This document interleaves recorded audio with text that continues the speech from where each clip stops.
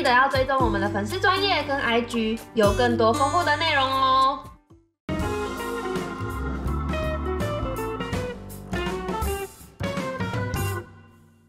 今天的影片要带大家玩伦敦市区，会介绍几个知名景点，包括最知名的伦敦塔、西敏寺等等，一起看下去吧。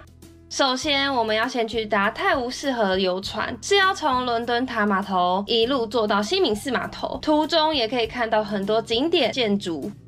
在伦敦塔码头旁边就有伦敦塔，这个伦敦塔有超过900多年的历史，最早呢是在罗马帝国统治时期就兴建了。进去参观的门票，成人就快要35英镑，也可以租借语音导览，可以听到很多故事。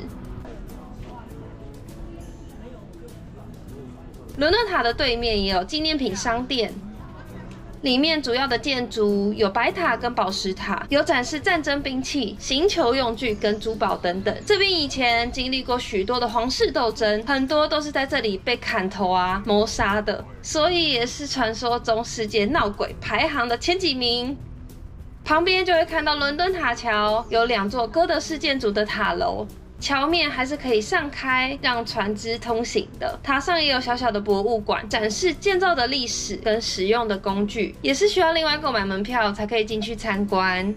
接下来我们就要前往伦敦塔码头搭船。像我们这样从伦敦塔码头搭到西敏寺码头的话，单趟成人票价大约是14英镑。接下来我们就要排队上船。从这边到西敏寺码头，航行时间大约是30到40分钟，途中也会经过不少的景点。这个黄色建筑是旧比林斯盖特市场，也是伦敦最大的海鲜市场。前面会经过的是伦敦桥，也是伦敦历史最悠久的一座桥。右边经过的这个是千禧桥，是英国为了纪念千禧年而建造的。远处看到的这个圆顶建筑就是圣保罗大教堂，前面这座是滑铁卢桥，历史也很悠久，是因为英国赢了滑铁卢战役而命名的。这边被树挡住的是萨默塞特府，是文艺复兴时期的建筑，现在主要是作为艺术跟教育相关的机构。前面的是亨格福德桥，是一座铁路桥，让火车通行的。后来也是在这边2侧新建了步行桥。这个巨大的摩天轮就是伦敦眼，曾经是世界上最大的摩天轮。在上面的视野非常好，它的票价就有分成正常票跟快速通关票，转一圈的时间大概是半个多小时。这里看到大笨钟，就代表抵达西敏寺码头了，我们也要准备下船啦。大笨钟其实是伊丽莎白塔钟，其中一个报时钟塔，它早在1987年就被认定为世界遗产。它也是英国最大、最准确的4面报时钟，更是英国最具代表性的地标之一。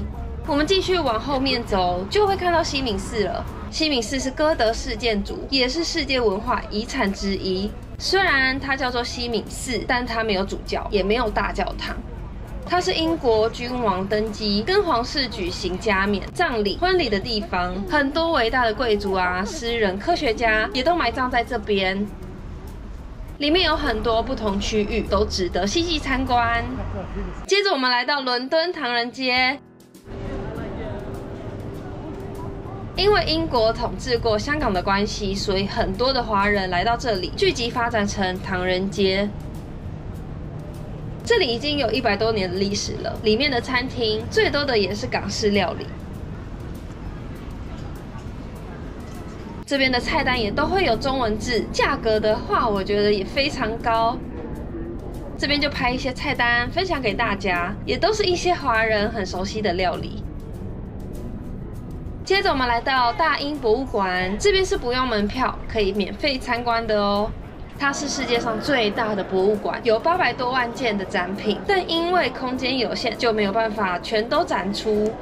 这博物馆里面有2座摩艾石像，是英国船员在1868年偷偷从复活岛偷走的，所以长期以来都有民众认为应该要还给智利，也是很有争议的展品之一。除了摩艾石像，馆内还展出了很多从各国掠夺来的珍贵收藏品，也有纪念品店可以买到一些伴手礼回家。这里展出的是一些雕塑的收藏，还有一些古文物、书籍。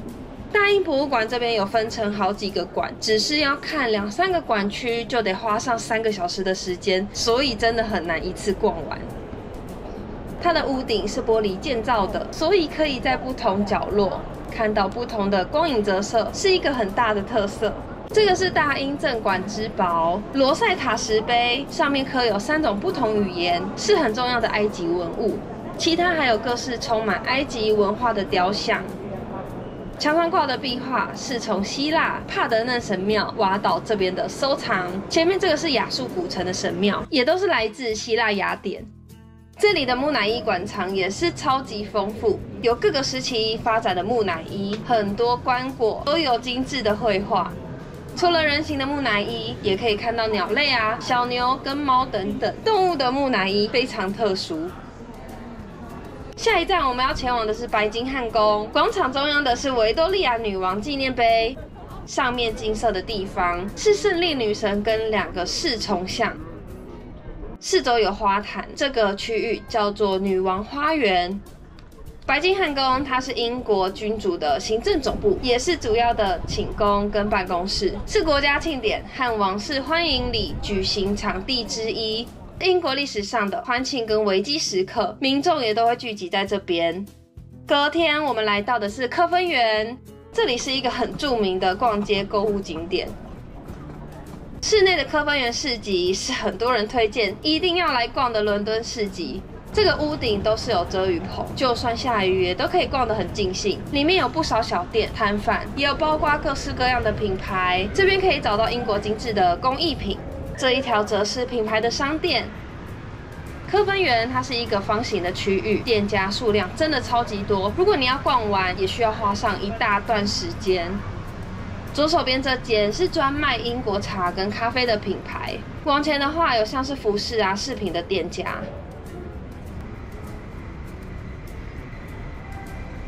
左边这间是潘海利根，有卖香水，还可以帮你用成礼盒包装。这边的小摊贩有卖一些零食、玩具，还有吊饰啊、娃娃等等的小物。在楼下则是有餐厅，旁边也有咖啡厅。接下来我们往室外走，外围主要都是餐厅的店家。旁边这间是餐厅，也是酒吧。往前的话有卖皮质的短靴，然后右手边的是服饰跟包包。这边是一间咖啡厅，除了有饮品之外呢，也有卖简餐。旁边这间 Creed 是一个小众香水品牌，这边也有其他的香水啊、保养品跟美妆品牌，非常齐全，所以很推荐大家到伦敦可以安排一些时间到这里逛逛。结束伦敦的旅程之后，我们到圣潘克拉斯车站，准备搭乘欧洲之星前往巴黎。它的票价是浮动制的，所以一个人大约是44英镑起跳。越早订的话，就可以有比较低的价格。从伦敦市中心只要搭2个多小时的时间，就可以抵达巴黎，真的很方便。巴黎这边的景点介绍之后也会跟大家分享，记得先订阅起来。最后记得订阅、按赞、分享、留言、开启小铃铛。我们下次见。